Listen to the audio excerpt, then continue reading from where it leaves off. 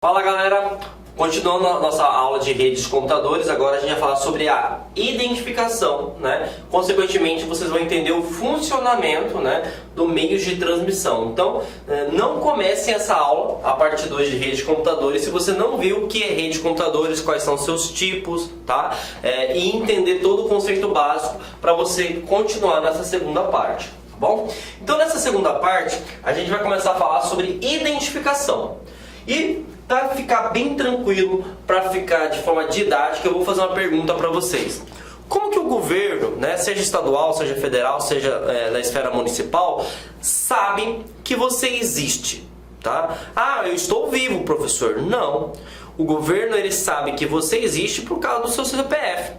Né? Logicamente que antigamente, se eu não me engano, há 2 anos atrás, ele sabia que você tinha direitos e deveres através da certidão de nascimento. Mas hoje, por uma lei, se eu não me engano, um decreto, não me recordo qual foi a exigência legal, toda vez que você gera uma certidão de nascimento, essa certidão de nascimento tem que estar vinculada a um CPF já.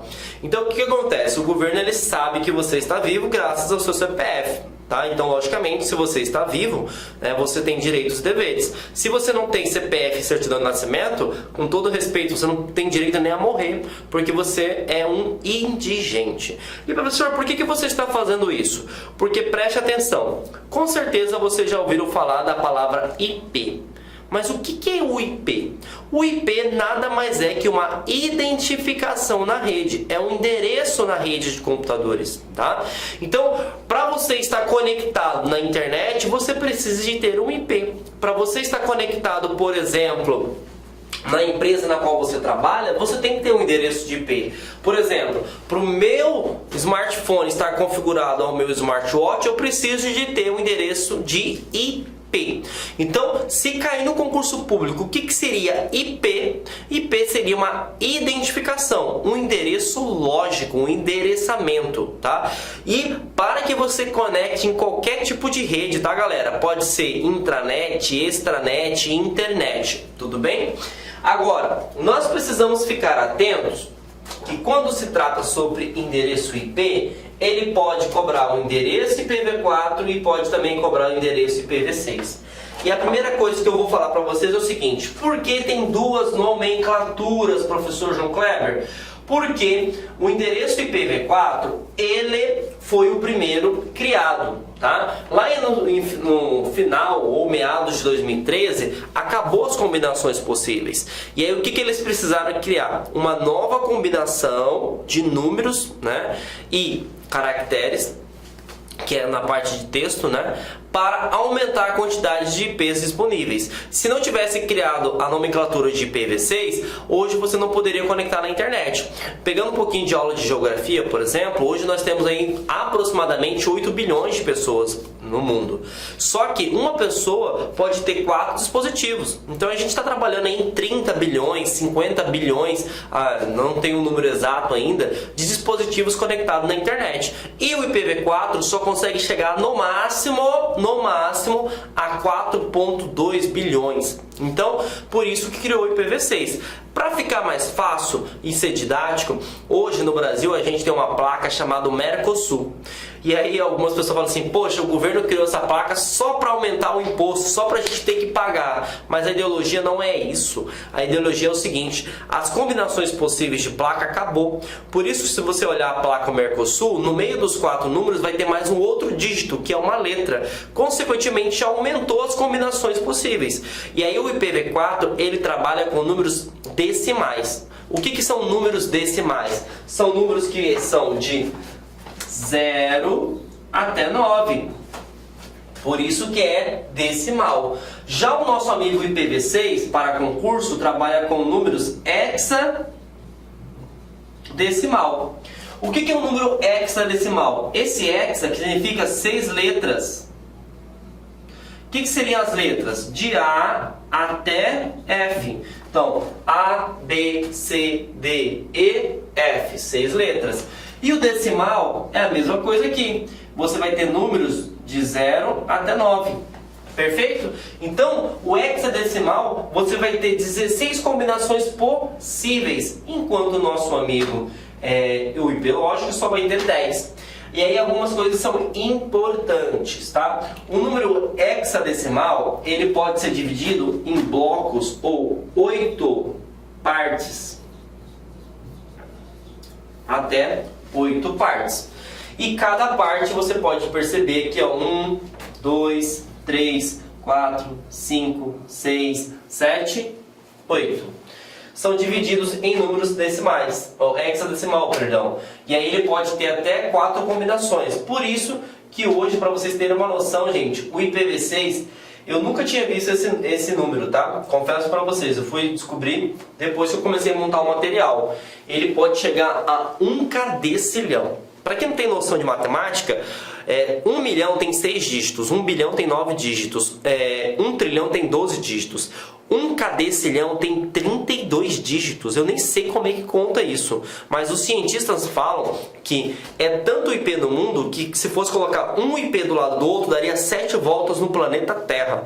Então não vai mais mudar a questão do IPv6, beleza? Então, agora, vamos para o IPv4, que é o mais antigo, e, consequentemente, um dos ainda utilizado.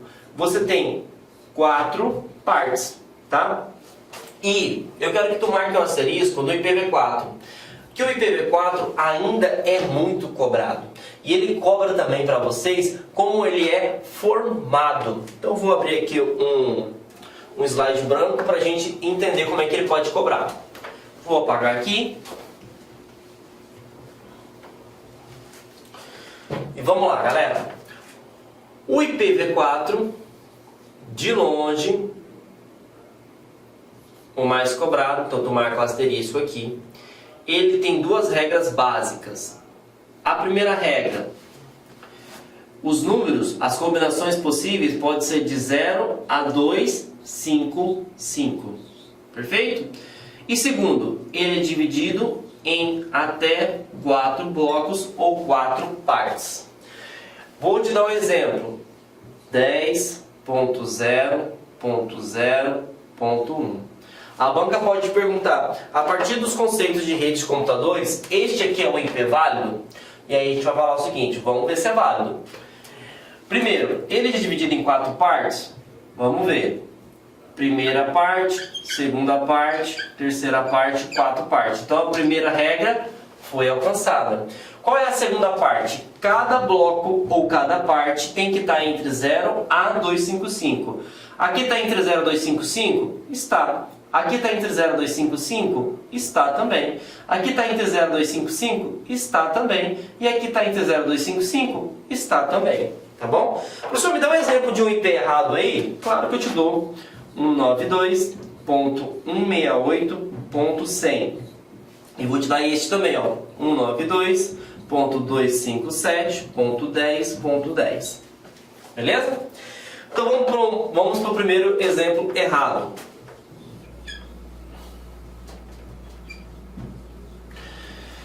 Primeira regra, vamos ver se ele está dividido em 4 partes? 1 parte, 2 partes, 3 partes. Opa, cadê a 4ª parte? Então aqui automaticamente já está errado. Vamos para o segundo exercício.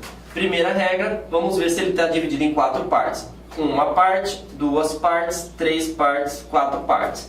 Então, a primeira regra já foi atendida. Agora a gente tem que ver se está entre 0 a 255 cada bloco. Aqui está entre 0 a 255? Está. Aqui está entre 0 a 255? Opa, não está não. Ele está com um número a mais, está 257. Então, automaticamente está errado este IP. Então, isso...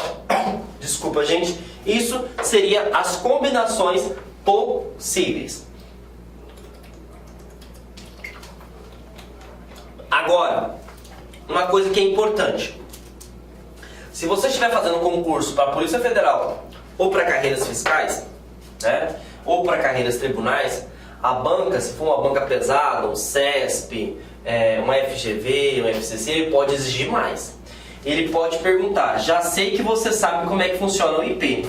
Ele vai perguntar o seguinte, eu quero saber se esse IP é de uma intranet ou se esse IP é de uma internet. Aí você fala assim, lascou, né? Inclusive caiu isso no concurso da Polícia Federal. Perguntou sobre a Marta, lembra até hoje o nome da pessoa. E aí eu vou te dar um macete que você vai ficar muito feliz. Dica para concurso: se o IP começar com 10, se o IP começar com 72 ou se o IP começar com 92, significa que ele é de uma intranet. E aí lembra, o que é uma intranet? É uma rede privada. Ah, professor, não entendi. Simples, ele poderia cair assim, ó. Esse IP aqui é de um site público? Sim. Esse aqui é o DNS do Google. Ah, mas então significa que todo mundo tem acesso? Sim, porque começou com 8. Então, o macete é: foca na intranet. Se começar com 10, se começar com 72, se começar com 92, significa que esse IP ele está vinculado a uma intranet. Se ele não for iniciado com esses dígitos, significa que ele está disponibilizado na internet. Algo também que é importante, galera, é o IP. Ele pode mudar. E aí você fala assim, mas como assim, professor, pode mudar? E aí eu vou voltar aqui para vocês na prática. Vou apagar. Imagine só, você está conectado aqui na rede Wi-Fi, ou melhor dizendo, wireless, da LAC. Então o seu celular vai ter um IP vinculado aqui à instituição. Você está na sua casa conectado à sua rede Wi-Fi, você vai ter um outro IP.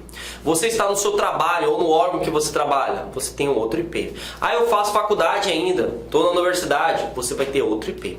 E aí o que acontece? Cada vez que você está em determinados locais, você tem uma identificação diferente, você tem um endereço diferente, certo? E aí imagine o seguinte, que você venha cometer um crime, né? Um crime de injúria, difamação, enfim, na internet. A polícia, ela não vai vincular somente ao IP, porque o IP pode mudar. Tá? Agora, o IP de vocês, a gente vai entender que vai ter um protocolo chamado DHCP que ele gera IPs aleatórios. Agora, um IP, por exemplo, de um site ou de um servidor, ele é fixo. Mas de uma pessoa que possui um celular, um computador, pode mudar. E aí o que acontece? Existe uma outra forma de identificação que não muda, que é chamado de endereço MAC. Para ficar fácil, eu quero que você foque aqui, ó. O endereço IPv6 ou endereço IPv4, você vai imaginar que seja a placa do seu carro. Aí você fala assim, mas professor, por que a placa do seu carro? Simples. Se eu estou no município, ou município não, se eu estou no estado de São Paulo, eu tenho que ter a placa vinculada ao estado de São Paulo. Se eu vou para o Rio de Janeiro, eu tenho que ter a placa do meu carro vinculada ao Rio de Janeiro. Se eu estou em Mato Grosso, eu tenho que ter a placa vinculada ao Mato Grosso. Então significa que muda a mesma forma do IP. Se eu estou conectado aqui em São Paulo, eu tenho um IP. Se eu estou conectado em Mato Grosso, eu tenho outro IP. Se eu estou no Rio de Janeiro, eu tenho outro IP. Agora, tem algo que nunca vai mudar, independente da localização, que a gente chama de endereço MAC. E aí, para concurso público, você vai imaginar que o endereço MAC é o chassi do seu carro, porque ele é um endereço físico. Então, pegando esse mesmo ideologia, não me interessa se eu estou em Rio de Janeiro, não me interessa se eu estou em São Paulo, não me interessa se eu estou em Mato Grosso. Eu sempre vou ter o mesmo endereço MAC.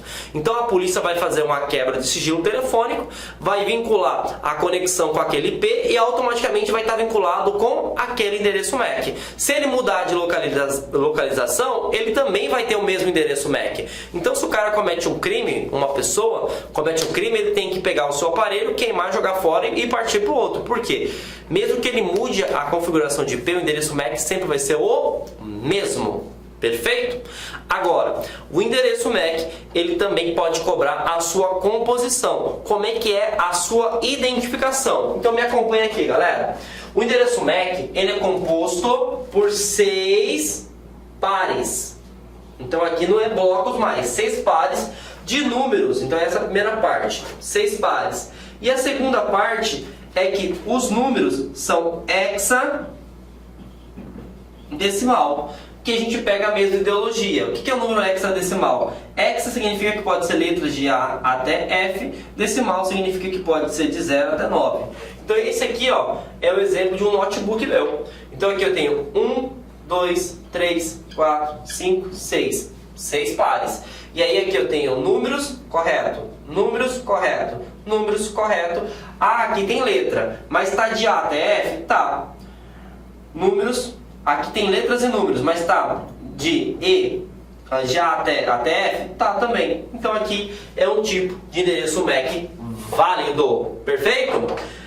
Agora vamos falar sobre a questão de estrutura de organização, tá?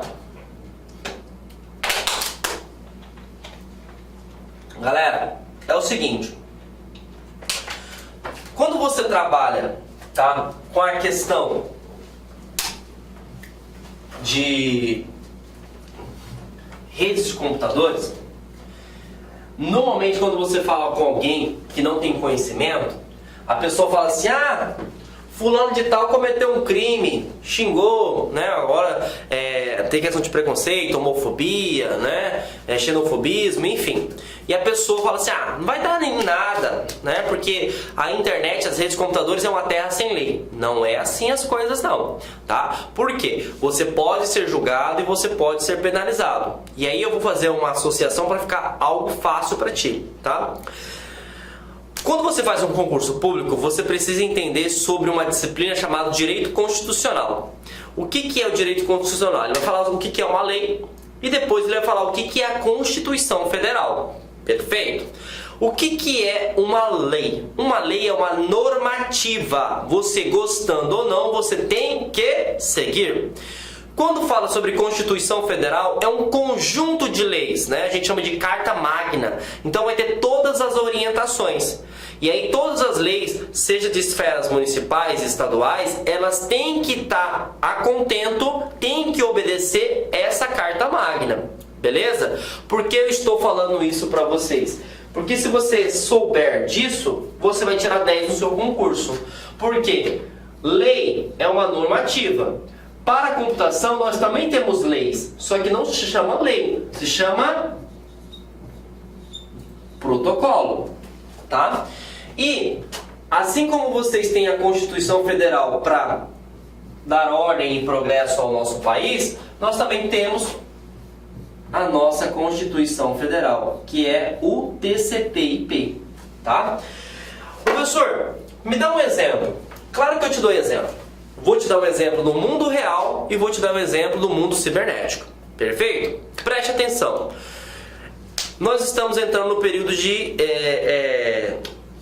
queimadas, né, aqui em Mato Grosso. Né? Então o que acontece? Nós estamos no período agora da seca, tá? E queimadas é crime. Perfeito?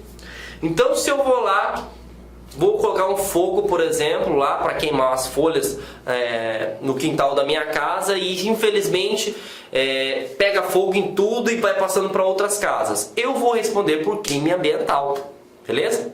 Outro exemplo, eu estou dirigindo o meu carro, por exemplo, e estou com o celular no ouvido. Eu vou responder por crime do CTB, que é o Código Brasileiro Código de Trânsito Brasileiro, né? Então, cada ação que eu faço, eu respondo por uma lei específica. Quando fala sobre o mundo cibernético, o mundo de redes de computadores, eu também respondo por leis específicas. Só que lembre-se, não é lei, é protocolo. Se eu navego na internet, eu utilizo um protocolo chamado HTTP ou HTTPS.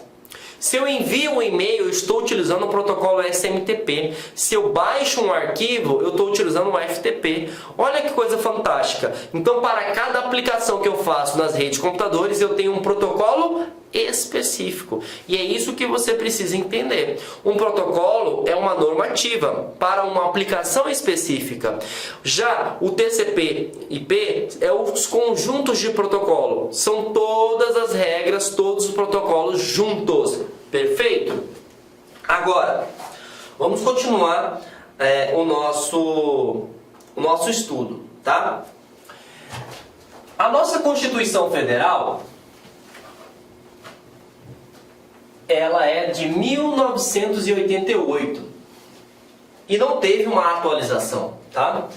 O TCP/IP, né, ele foi criado muito antigo, lá na década de 60, se eu não me recordo, é 67, lá na Guerra Fria, não me recordo a data específica, tá? Mas o que eu quero que você entenda? O modelo TCP/IP foi o primeiro inventado, também chamado de modelo de internet, tá?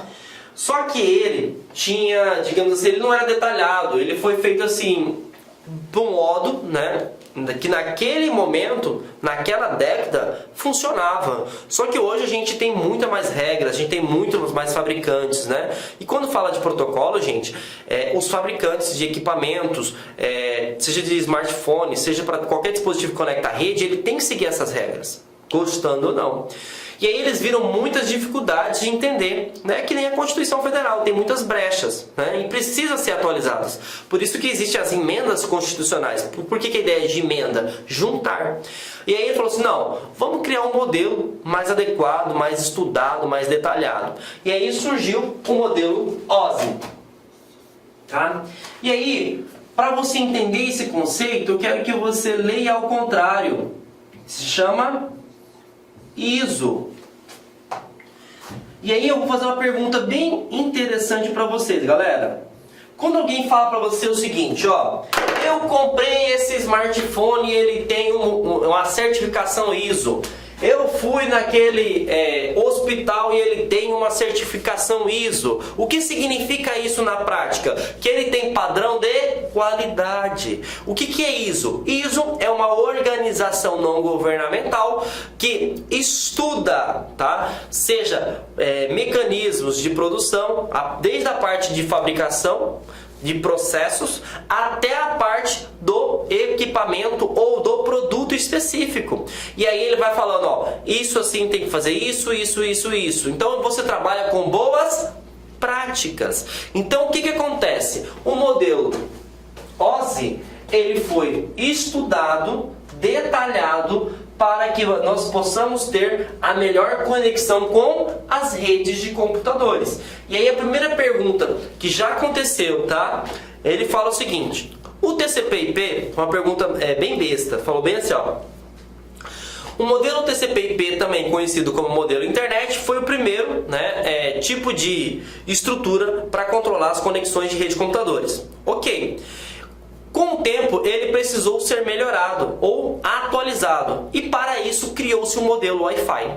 Como a pessoa não estudou, não conhece de tecnologia, fala assim, poxa, realmente, hoje todo mundo utiliza Wi-Fi, vai lá e marca e está certa a resposta. E aí a gente cai, né, na questão de não saber. Então o modelo OSI foi a evolução do modelo TCP/IP. Perfeito? Agora, vou trazer uma imagem que é bem interessante para vocês. Nós temos dois tipos de modelos aí. Nós temos o modelo de referência OSI e o modelo TCP/IP. Primeira coisa que vocês precisam entender. Tudo que eu faço com este modelo, eu faço com este modelo. Ah, professor, não entendi. Simples. Lembra que eu te dei o exemplo do hospital? Tá? Eu vou ser atendido no hospital. Lá no hospital vai ter enfermeiro, vai ter técnicos de enfermagem, vai ter médicos, enfim. Vai ter farmacêuticos, fisioterapeutas e assim por diante. Eu vou num hospital que tenha, digamos assim, não tenha certificação. Eu vou ser atendido, correto? Eu vou no outro hospital que tem certificação, eu vou ser atendido também, galera? Claro que eu vou ser atendido. Só que, quando eu falo assim, eu vou naquele hospital X, porque ele tem certificação ISO. Então, automaticamente, que lá os processos são bem detalhados, eu consigo entender tudo que funciona, tá? Mas eu também tenho que entender que não é porque a empresa não tem a certificação ISO que ela seja ruim. Mas, se ela tem a certificação ISO, significa que é uma empresa mais madura, que ela está pensando na questão de qualidade, tá? Então, se falar no concurso público que o modelo TCP/IP não funciona, tá errado. Tá? Se falar que o modelo OSI não funciona, tá errado, porque tudo que esse cara aqui faz, esse cara aqui também faz. E por que eu trouxe desta forma para vocês, tá? Preste atenção. O modelo OSI, que é baseado na ISO, ele é mais detalhado, ele estuda as funções de forma profunda. E aí o que ele fez? O modelo TCP/IP, assim como o modelo OSI, ele é dividido em camadas. Camadas nada mais é do que fases. Então, também pode cair no concurso público como etapas. Quando você, galera, vai acessar, por exemplo, uma aplicação, ele vai passo a passo, passo a passo, passo a passo, passo a passo.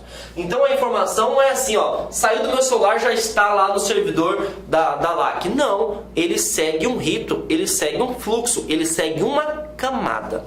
E essas camadas podem cair no concurso público, tá bom? Mas eu vou passar passo a passo para vocês identificar no seu concurso e marcar a resposta correta. Perfeito? Então vamos lá. Primeira coisa, pode cair no concurso público a questão de numeração. Então eu tenho a camada 7, 6, 5, 4, 3, 2, 1. E aí ela é decrescente, esse é o foco. Então você começa da aplicação até chegar na física. Eu vou explicar para você o modelo de referência OSI, porque ele é maior, mas tudo que eu faço com este cara, eu faço com este cara aqui também. Tudo bem? Então vamos lá. A camada aplicação. O que seria isso, essa camada aplicação? É aqui, gente, que você vai ter contato com os apps. Ah, professor, me dá um exemplo aí. Então é na camada aplicação que você vai acessar o Google Chrome, o seu Skype, o seu Hotmail, o seu Outlook, tudo bem? Então a camada aplicação, como o próprio nome já induz, você vai abrir o seu aplicativo, perfeito? A camada apresentação, palavra-chave, aqui galera, você vai fazer a parte de compressão mais a parte de criptografia. Essas são as duas palavras-chave que tu vai ter. Professor, me explica assim, o que pode cobrar na camada da apresentação? Fiquem atentos. Eu abri o aplicativo, eu estou utilizando o meu celular, certo? Então abri o aplicativo, imagina o seguinte, que eu estou abrindo o aplicativo do Google Drive ou de um navegador. O meu celular utiliza, um sistema operacional Android, mas eu também posso ter um outro celular que utiliza o sistema operacional iOS. Então são sistemas operacionais diferentes. Então o que eu faço? Eu faço a compressão, eu faço a conversão de sistemas operacionais. Outra coisa, toda a informação que é transmitida, vamos pegar o exemplo do WhatsApp, ela tem a criptografia. Então os dados, eles são criptografados. Então o que acontece? Quando você acessa a camada da aplicação, você vai transmitir os dados. Só que aí passa para a camada da apresentação e já é criptografado. Para quê? Para que as pessoas que estão utilizando as redes de computadores não consigam identificar qual é o teor da informação. Beleza? Próximo, nós vamos para a camada seção. A camada seção, ela é responsável, palavra-chave, para estabelecer a conexão. Então ele vai pegar, por exemplo, a conexão entre o meu celular e o servidor que está armazenado no WhatsApp. E aí ele estabelece a conexão. Ah, caiu a conexão, por exemplo, do WhatsApp, aparece lá que não está conectado. Então quem que é responsável, qual que é a etapa responsável por estabelecer a conexão? É a camada seção. Então ele identifica o dispositivo e visualiza se eu estou conectado ou não. Desde a conexão até a reconexão. Perfeito? Próxima camada. Estabelecer conexão. Transporte, gente. A transporte ela é muito importante, tá? Porque a camada transporte, ela vai fazer... Desculpa, gente. Ela vai fazer a parte de estabelecer, o mapeamento, da conexão entre você até o destino. E por incrível que pareça, a própria camada já tem o nome, transporte. Por quê? Ele vai fazer, digamos assim, a rota, acho que você pode colocar a palavra rota, da origem e do destino. Então, por exemplo, eu quero acessar, por exemplo, o site da LAC. O que a camada transporte vai fazer? Ela fala o seguinte, ó, esse celular, essa é a origem. Eu preciso chegar no destino, que é o servidor da LAC. Então ele vai traçar a rota para mim. Perfeito? Então, dentro da camada transporte, você vai conseguir fazer esse tipo de operação. E aí, uma coisa importante, é dentro da camada transporte, deixa eu até abrir um slide branco aqui, você vai ter dois protocolos importantes, o TCP e o UDP. Beleza? O TCP, ele é responsável por transportar, assim como o UDP. Só que o TCP, ele vai enviar e vai retornar se teve êxito na conexão. O UDP só envia. Se o cara recebeu a mensagem, não cabe a ele julgar, tá? Então, o UDP ele é mais rápido, só que ele não é tão seguro, porque você não sabe se teve conexão ou não. Já o TCP, ele é mais seguro, tá? Bom, e aí nós vamos para a camada rede. Na camada rede, você vai ter a segurança, tá? Que os dados foram transmitidos. Por quê? Aqui, além de fazer o roteamento,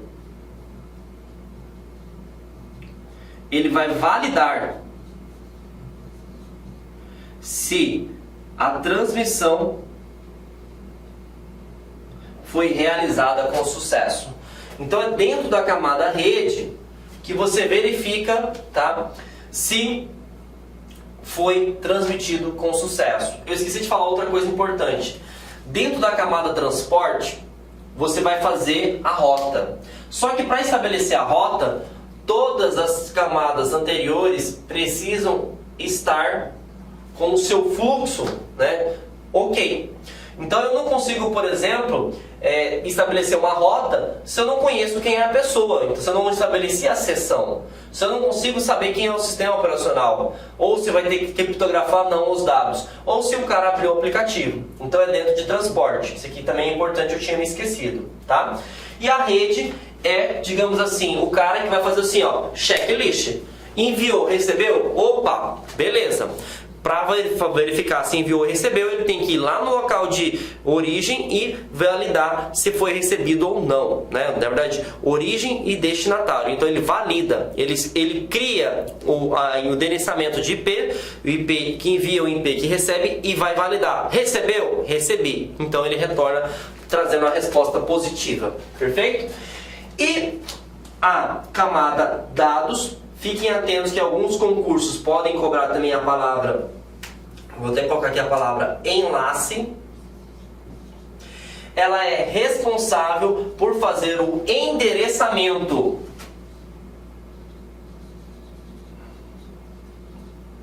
Como assim fazer o endereçamento, professor? É dentro dela que você vai aprender, na verdade aprender não, a gente já aprendeu, né? Que cria-se algo chamado de IP, e cria-se também algo chamado de endereço MAC. Então, dentro de dados, que você vai criar a identificação para o envio. Então, você vai criar o seu IP e o seu endereço MAC.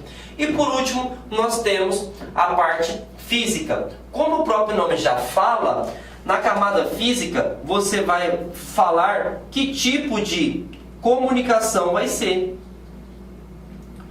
Então aqui você vai ter a questão se é Wi-Fi, se é uma placa, se é wireless, se é Bluetooth, se fugiu o nome agora, se é rede cabeada, se é fibra ótica. Então a física seria a parte da disposição, né, da forma de conexão mesmo, tá bom? E aqui nós temos a mesma coisa. O modelo TCP/IP, a aplicação, ele é responsável por essas três conexões: aplicação, apresentação e sessão, tá? Rede é igual para as duas, e dados ou enlace e física é igual acesso à rede. Como tem isso que cai em concurso público, eu desenvolvi esse macete para vocês. Opa, passou aqui, ó, que a gente chama de RITA, tá?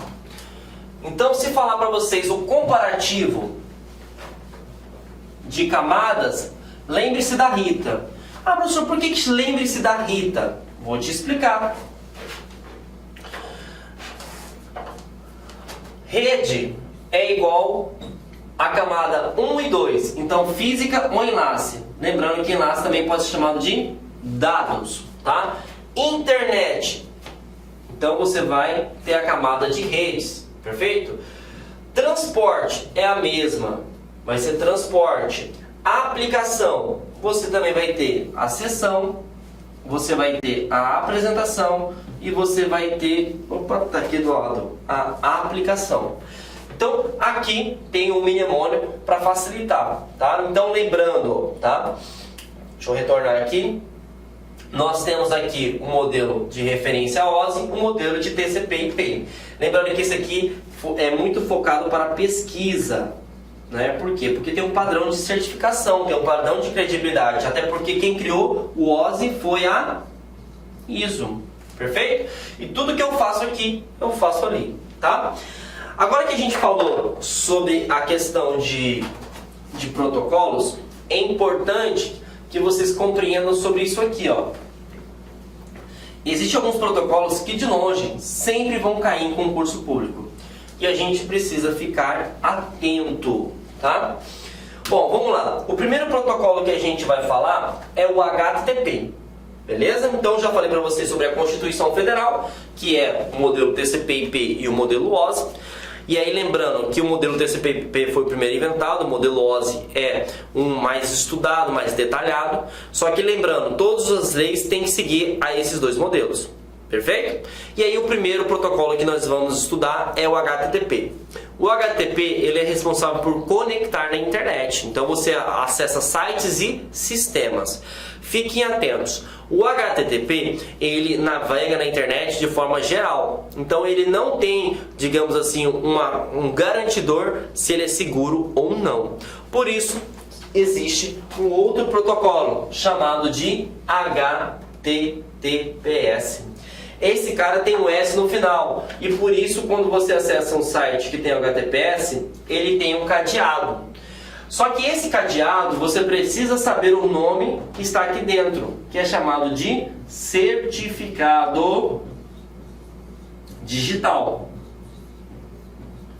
Professor, o que seria um certificado digital? Vou fazer uma pergunta de forma didática para vocês fazerem uma associação. Qual é a função de um cartório hoje? Aí você fala assim, é registrar. Mas o termo correto não é registrar. Um cartório hoje existe para dar legitimidade de fé. Na verdade, eu vou falar uma coisa que vocês vão ficar até meio que espantados. O cartório existe só porque nós somos a pior raça do mundo, que é o ser desumano. O cartório existe para falar o seguinte: eu sou o professor João Kleber e vocês são meus alunos. Então, se eu vou vender meu carro para vocês, por exemplo, eu tenho que ir no cartório. Para quê? Para eu falar que eu não sou estelionatário e nem vocês que estão me assistindo agora são estelionatários. Beleza? Então, eu garanto o quê? A fonte. Eu garanto que eu sou João Kleber e vocês são os alunos. Então, toda vez que você vai acessar um site, você olha na URL. E, logicamente, o URL é o endereço na rede, tá? E ele pode ser utilizado para identificar tanto um sistema, um site ou até um arquivo. E aí, se tiver lá o HTTPS, consequentemente vai ter um cadeado. Só que no concurso ele não vai falar o que significa aquele cadeado. Ele vai perguntar o que é um certificado digital. E aí o certificado digital ele garante a fonte. Inclusive nós vamos ter uma aula de segurança da informação e eu vou explicar para vocês a questão da estrutura do ICP, né, que é um órgão vinculado para criar chaves públicas e consequentemente responsável também por registrar, certificar, validar e até revogar certificados digitais. Beleza? Agora, como é algo que a gente utiliza todo santo dia, ele pode também perguntar para vocês, galera, o que seria a porta de comunicação. Então, porta de comunicação